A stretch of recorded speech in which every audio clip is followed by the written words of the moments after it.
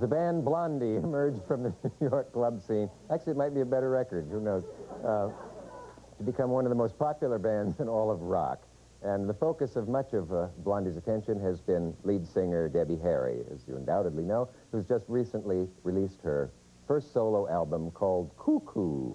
And as part of our Celebrity Byline series, we asked Cal Rudman, publisher of the Friday Morning Quarterback, the music industry's leading programming guide, and a friend of Debbie's, to profile her, as they say in the trade, for us. So here she is.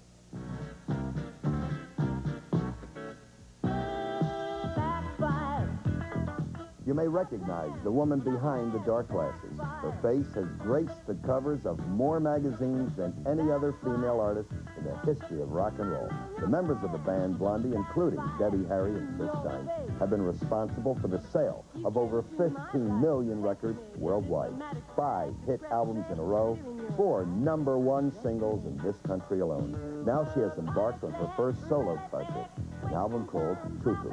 We caught up with Debbie at the Power Station, a recording studio in New York City, where she recorded the album. And a little later, she will perform the new single. Haven't seen you in a while, Debbie. You and Chris have been to the wrestling matches at Madison Square Garden, and you haven't been around. No, I miss all the good stuff, too. I was away. Yeah. We were working. Recording the solo album with Chic? That partially, and we were in Switzerland working tapes for the album. Nile Rodgers and Bernie Edwards of Chic, the producers of your album, have wanted to be rock musicians for a long time. And you had a big hit with Rapture, which was rhythm and blues oriented. So you were heading in their direction, they were heading in yours. So how did you two get together, Debbie?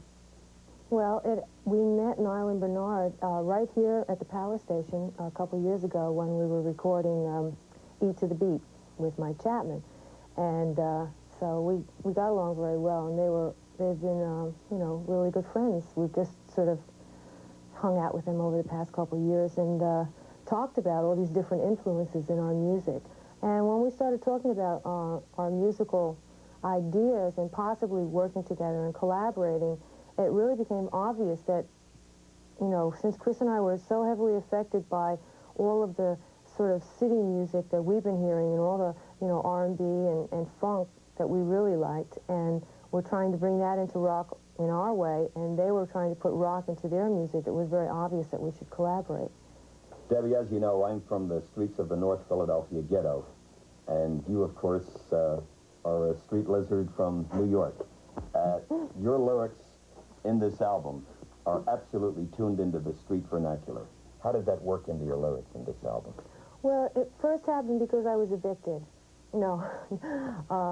It just, we're interested in that, and we're part of city life, and we have a lot of friends that, you know, are doing, like, the graffiti art that we used on a couple of our videotapes in the past. And I think that being out of Blondie and working as a lyricist, you know, Blondie has a real sort of mission in life, you know. And so when I started writing lyrics that weren't for Blondie, in a way I felt I could be sort of more serious. How do you feel about doing a solo thing after being with a band for so many years? Well, I really don't feel like it's a solo project. I feel like it's more like a collaboration. And, of course, I'm working with Chris. We were writing our songs together. And Nile and Bernard are writing their songs together and then producing the whole mishmash. You have a new direction in your music, and certainly a fascinating new direction in this album cover. How did that all come about? You mentioned Giger before, Hans Giger. Yeah, well, we met him here in New York, too, on 57th Street at a gallery show when he was touring with his Academy Award for Alien. And he's a very, very nice guy. And yeah, he has a display in the Museum of Modern Art also. Yeah. The entire world of rock was somewhat amused to find out that this cover was banned in England. And the world of music and radio in the United States, we lost our minds when we heard about this. They can't sell it in the stores. Would you tell us about that? Oh, no, they can sell it in the stores. They can't have any posters or ads in the trains or the train stations. And they're not allowed to show the cover on television. And I think it's because it's such a change in approach or change in image for me, and they said that it was too disturbing. That was it. It was too disturbing. But I can understand it, because we have Blondie has a following of a lot of like 8-year-olds, you know, little kids. So they thought that that would be too disturbing for them. Well, it's certainly a new direction for you. Yeah. Well, it's fantasy. It's clearly fantasy for me. I mean, I think that anyone who looks at it knows that it's sci-fi and fantasy, and with H.R. Giger's name on it, and what else could it be?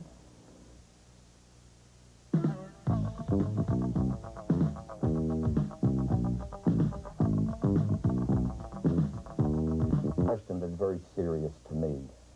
What I'm leading up to is the drug problem of youth in the United States. I yield to no person in my respect for your credibility in being in touch with the streets. You've been there and back, and I think a lot of the people in the audience will respect the words that you have to say, and it's a big problem in the United States with a whole generation.